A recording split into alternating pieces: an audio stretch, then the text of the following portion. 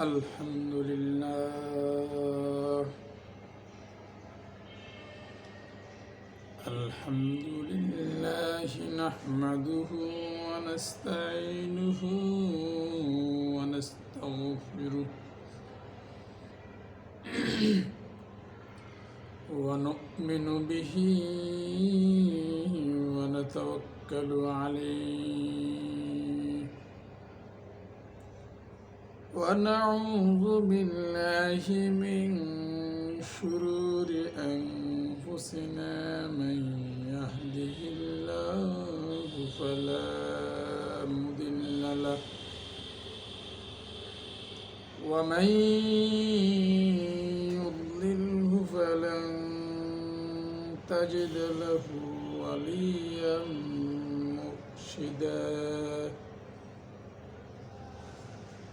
ونشهد أن لا إله إلا الله وحده لا شريك له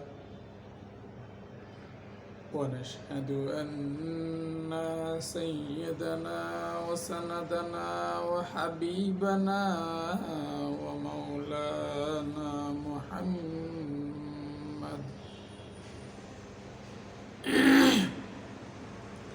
محمدا عبده ورسوله الذي أرسله بالحق بشيرا ونذيرا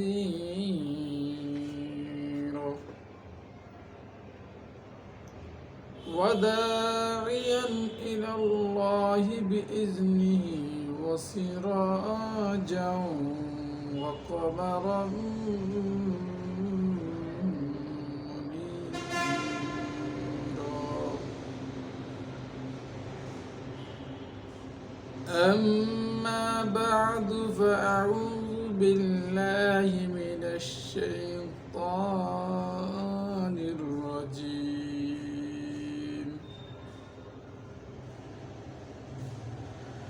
بسم الله الرحمن الرحيم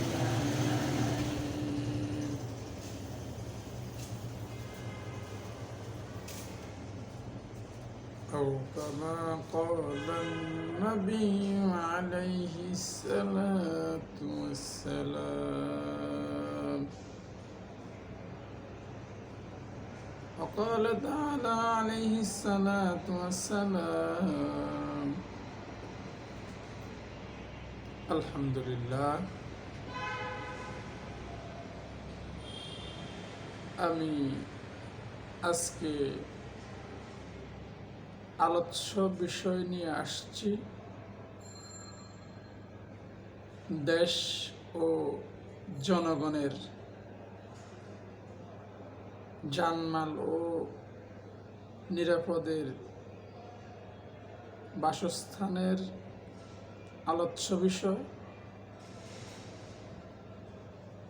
তো আজকে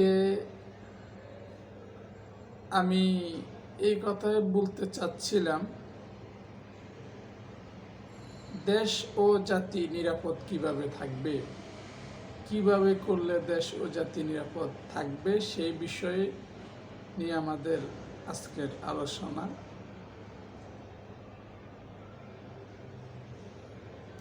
আজকের আলোচ্য বিষয়ে আমি এটাই চয়েস করলাম। তো সময় দীর্ঘায়িত না করে ইনশাআল্লাহ আমি আমার বক্তব্য শুরু করে আমি সর্বপ্রথম আমাদের দেশের উদ্দেশ্যে কিছু কথা বলতে চাই। সেটা হচ্ছে যে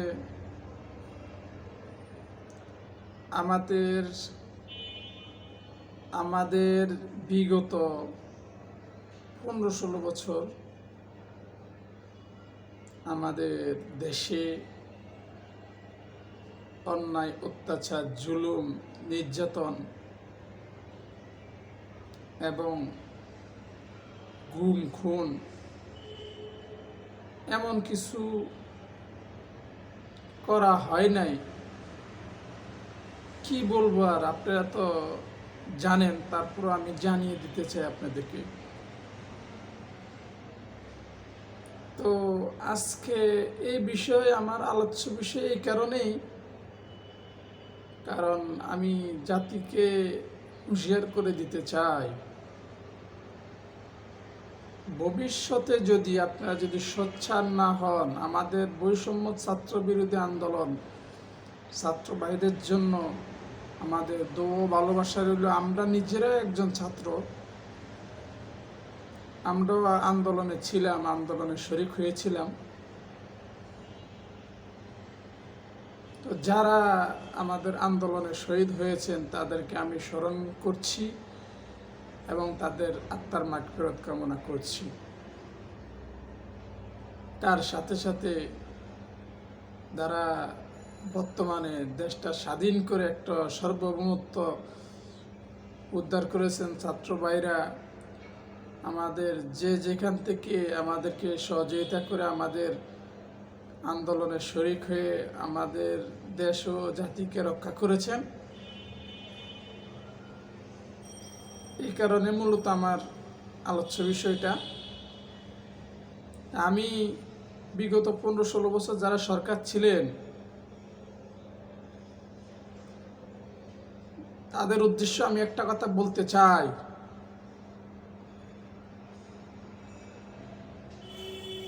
তোমরা যদি কখনো দেশ ও জাতিকে নষ্ট করতে চেষ্টা করো,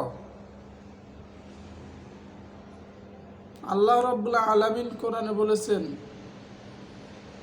ইন্না যুলুমাতু, নিশ্চয় জালিমরা তোমাদেরকে ধ্বংস করতে চাবে, কিন্তু তোমরা ওদের বিরুদ্ধে সোচ্চার থাকবে। আজকে জালেমরা আমাদের পিছনে লেলিয়ে দিয়ে, জালেমদের বাহিনী দিয়ে আমাদেরকে লেলিয়ে দিয়ে আমাদের আলেম সমাজকে, আমাদের ছাত্র সমাজকে, আমাদের দেশকে আওয়ামী লীগ হাইনারা আজকে আমাদের জানমাল নিরাপত্তা হরণ করতে চায়। আমি আওয়ামী লীগকে হুঁশিয়ার করে বলতে চাই, বিগত অনেক জ্বালিয়েছেন, আর জ্বালাবার চেষ্টা করবেন না। যদি জ্বালাতে চেষ্টা করেন তাহলে কিন্তু পরিণতি কিন্তু ভালো হবে না। আইনের আওতা আনা হবে,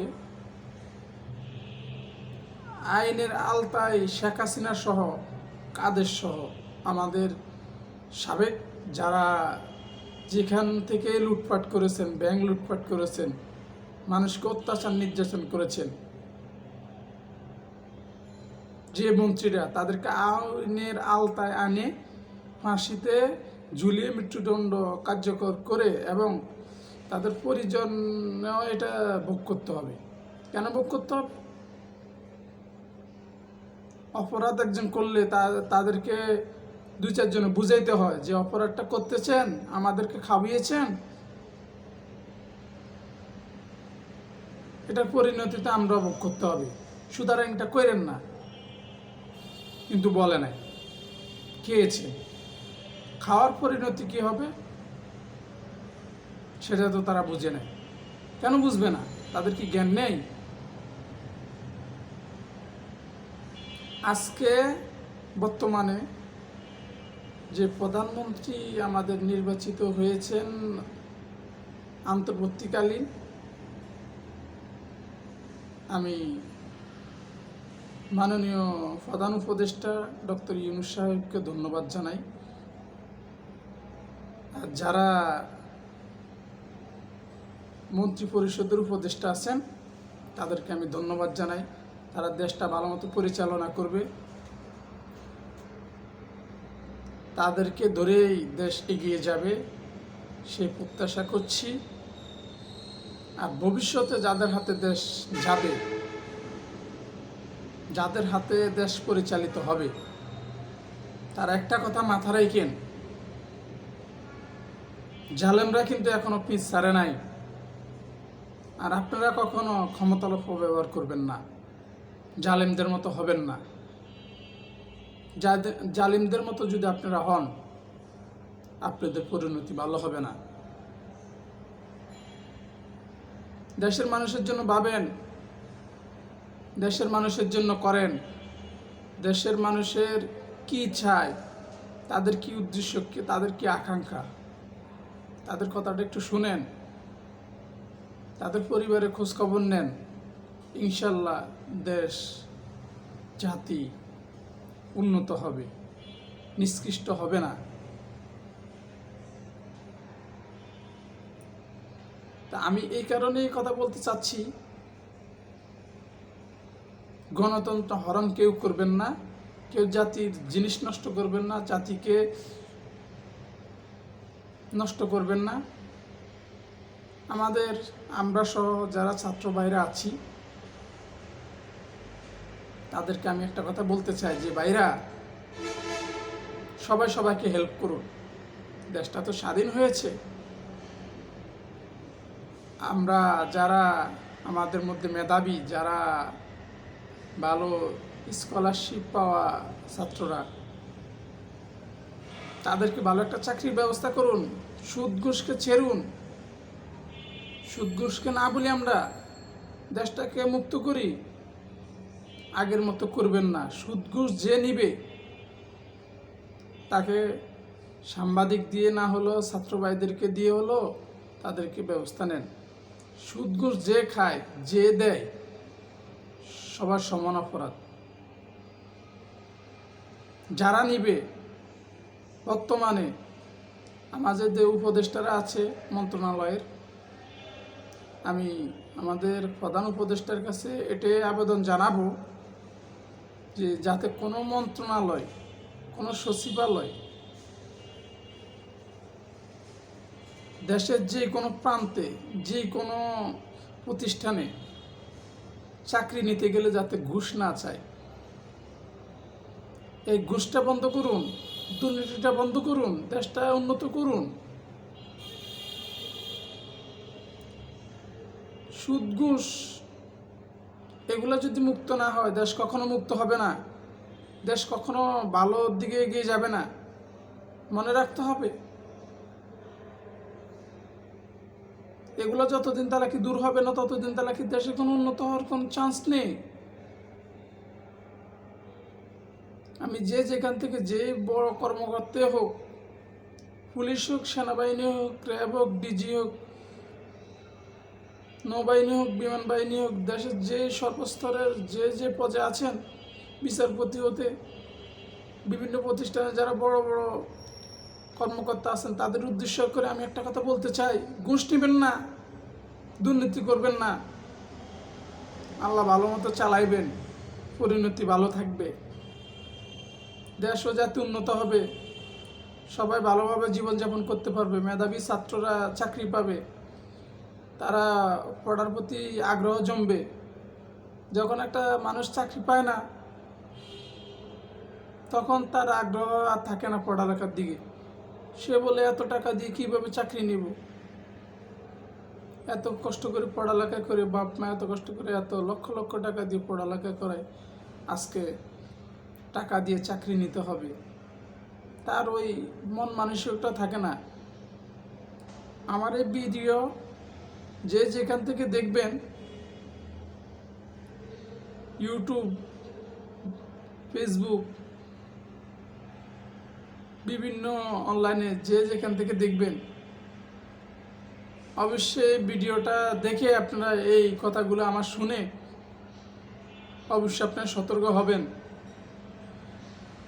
যদি সতর্ক না হন, আরও কঠিন বার্তা দিয়ে আপনাদেরকে দমন করতে চেষ্টা করব। কারণ আপনারা সুদ ঘুষ খাবেন কেন, কী কারণে খাবেন?